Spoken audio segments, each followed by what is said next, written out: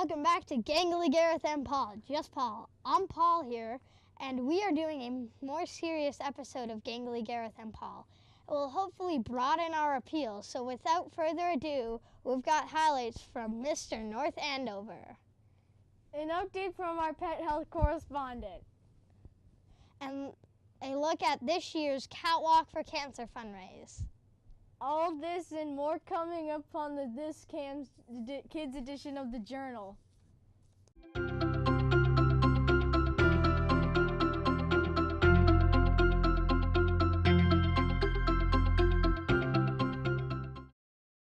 Hello and welcome to this edition of the North Andover Journal. I'm Paul. And I'm Gangley Gareth. North Andover was feeling Irish pride last week, and just in time for St. Patrick's Day, the North Andover VFW held its 10th annual Shamrock Chair fundraiser on Friday night. The proceeds went to the fund charities for local veterans, and auction prizes were donated by local businesses. Here are dedicated volunteer Jim Fazio reporting from the VFW. Hi, I'm a volunteer here at the North Andover VFW, Post 2104, and also a volunteer at North Andover Camp. We're having our chair here tonight. It's called our Shamrock Chair, and I'm going to introduce you to Phil Spitaleri, who's in charge of this function. Phil, what is your position here? I'm the post quartermaster. And how long have you been that? Since 2003. A long time. That's pretty good. And how many years have we been doing the chair here? This will be our 10th year. Our 10th year. And the money that we've raised for this, what does it go to? Well, we use it for a variety of things. We try to help out local veterans as much as possible. As individuals, we'll donate money to Operation Homes for Our Troops. We've donated money to the disabled veterans. We've donated money for memorials in town, and we try to help out our local firefighters and police departments whenever we can. With each fundraiser, we try to set aside a little bit of money for everything. So that's really nice. Now, as far as all the prizes go, where do the prizes come from? Most of the prizes are donated. We get a lot of local establishments donating gift certificates and the like. And then we also go out, we do some shopping on our own, and then hopefully we make back whatever we spent, and we have money left over to help out people who really need it. Excellent, Phil. Thank you so much.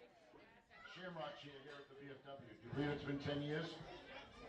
Well, we're going to offer a good time tonight. We have 10 drawings. As usual, this year they're $1 a piece from 1 through 9, and our last drawing, as usual, is a $5 drawing with 20, let's see, with 20 prizes to raffle off. And the last drawing of the night, $5 one, is that you buy a ticket, your number gets called, the ticket goes back into the drum. You have you can win more than once on that ticket, so that's on our last drawing of the night. Don't forget about that 50-50, let's build that up. Remember, all this money goes to a good cause. Next, it's a plush animal. See this cute little turtle right here? That's up there. And we're gonna give you a bottle of wine with that plush turtle. How's that sound? That's so you can get plush turtle. Here we go. Ticket number 508199. 50819 upstairs. Next year, think about coming down to our 11th annual Shamrock Chair. It's a really good time. It's for a good cause. Thank you, and have a great day. Easter is right around the corner, and our pet health correspondent, Krista Vernet-Lecken from the Bulger Veterinary Hospital, has some important information about potential pet health hazards that you might be aware of. Let's check it out. Today we're going to talk a little bit about Easter hazards as well as answer a few viewer questions. So in Easter time we have 3 main pet hazards. The first, which most people know, is that dogs are susceptible to chocolate toxicity. So chocolate is toxic to dogs and cats, although cats very, very rarely will get into chocolate, whereas dogs really enjoy chocolate feasts. The main concern is theobromine, which is a chemical in chocolate, and it is much higher concentration in a baker's chocolate or dark chocolate compared to milk chocolate. So a 50-pound dog, for example, would have toxicity at 1 ounce of baker's chocolate compared to about 50 ounces of milk chocolate. Still, no dog should be exposed to this. It can cause vomiting and diarrhea, and at higher doses, seizures, coma, and in very severe cases, death. So please, if your dog gets into chocolate, please bring them into the emergency room immediately and try to avoid them being exposed to the chocolate in the first place. Second would be Easter lilies. Easter lilies, as well as the Asiatic lilies and other members of the lily family, are toxic to cats. No cat should ever eat any portion of a lily. Even a very small amount can cause kidney failure. So please keep the lilies out of the house if you're a cat owner. Other lilies that are not true lilies, like calla lilies and peace lilies, are not toxic to cats. Finally, we have Easter grass, which is potentially an issue for both dogs and cats, but predominantly cats. Easter grass, especially the really plasticky ones, will cause intestinal obstruction. So cats will start vomiting and not be able to pass food, and that is a surgical emergency. So keep the Easter grass away from your cats, or choose a more degradable option. There are paper-based Easter grasses that would be a bit safer for cats. So, on to viewer questions. We had a question about toothbrushing and how important that is for pets. It really is just as important for pets' teeth to be brushed as it is for people. However, it can be a good deal more difficult to work that into your daily schedule. The next best, if you can't brush teeth on your pet, would be to use one of the many available products that are chew toys that are specifically meant to remove tartar. You can find a list on the Veterinary Oral Health Council website, vohc.org, and those are products that have been approved by this organization and are safe and effective. And then the third option, which is good, but not quite as good as the other two, is adding water additives or rinses to your pet's daily regime. Water additives would go into the water bowl. A rinse would be done daily or as directed on the packages. A final question that we received was about whether pets can be susceptible to colds that we get. And the answer is no. Viruses that are involved in colds are actually generally fairly species specific, so they can affect other primates perhaps, but they will not affect dogs or cats. And similarly, a dog or a cat with a cold can't affect a human. So we'll see you next time when we talk about flea and tick prevention for your pets as the season gets warmer. The North Andover Public Schools continue to bring modern technology into every classroom in the town. A wireless document camera and projection system are just some of the tools that teachers are using in classrooms today. In Miss Chandler's 6th grade science class, technology is making learning more engaging and making instructions more effective. Let's take a look at this model classroom at the North Andover Middle School. Today we're at the middle school, Nancy Chandler's classroom, and we're looking at the model classroom. Today she's going to be doing a presentation to kind of give you a little bit of an introduction as to what is involved in the model classroom. Model classroom, as we've talked about before, is the projector, document camera, and a wireless access so that they can present. So as we look in this classroom, you'll see Mrs. Chandler with a 6th grade classroom doing a little bit of a science experiment and explaining how the document camera and the projector work in her classroom. The program is a model classroom, and right now what the model classroom consists of is the projector. We have the computers, and all teachers have the computers, and the document camera. And so it's a projection system where I can then project whatever's on the document camera or the computer onto the screen, and it's wireless.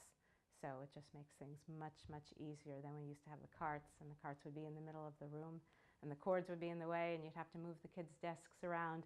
This way, everybody stays put, and it's quick, and it's reliable. The model classroom has changed my teaching considerably. I've often, in the last month, thought, how did I do this before I had it? Because it's changed it so much for the better that I don't think I'd want to go back to how I used to do it. I think the kids are 21st century learners now, and they're very used to screen time. And so just having things up on the screen for them is very engaging, and they're more apt to be looking at that than sometimes if they're just looking at a paper and I'm holding a paper giving directions, let's say. I can give directions to them with the directions right on the screen.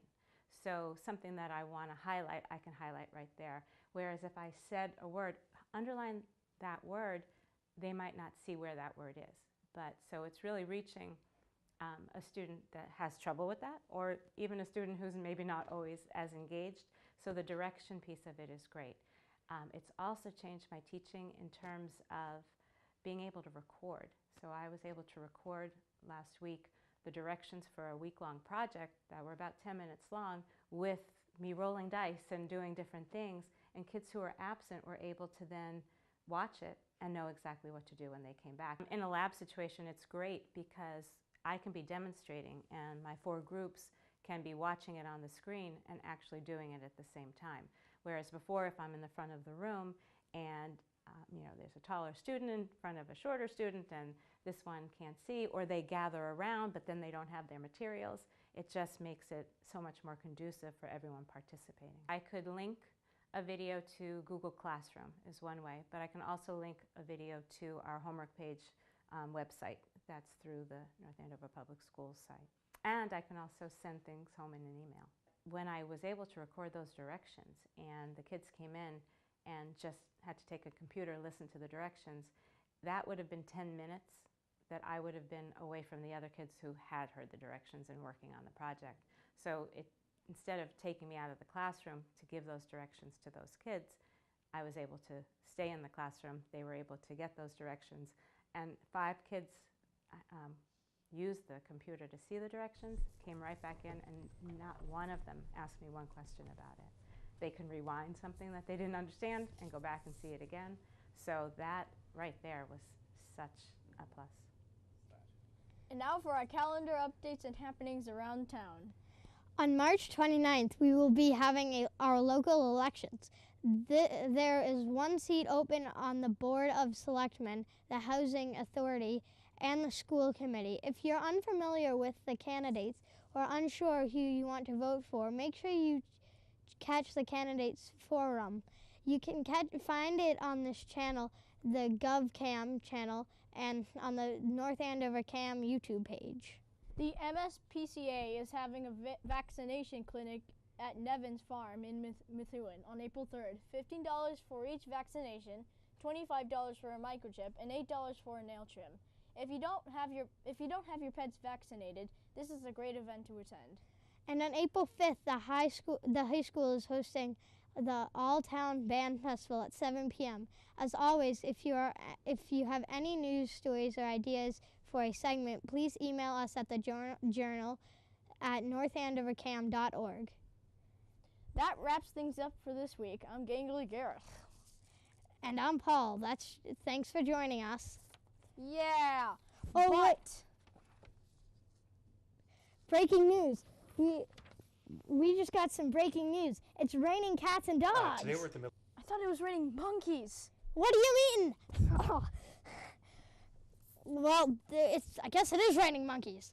You have some other news for us, Gangley Gareth? Yes. There was a giraffe on the loose, and it has a bagel, and it's not afraid to use it. We warn you. If you see a mad, rampaging giraffe with a bagel, watch out. It could be that mad, rampaging giraffe with a bagel we're talking about on this show right now. Thank you for joining us on Gangley, Gareth, and Paul. Wait! Tom Brady finished Pokemon X! Nobody cares Isn't that amazing? Nobody cares about Pokemon X. In other news, I'm Paul, just Paul, signing out from Gangley, Gareth, and Paul. See you next time. Hello.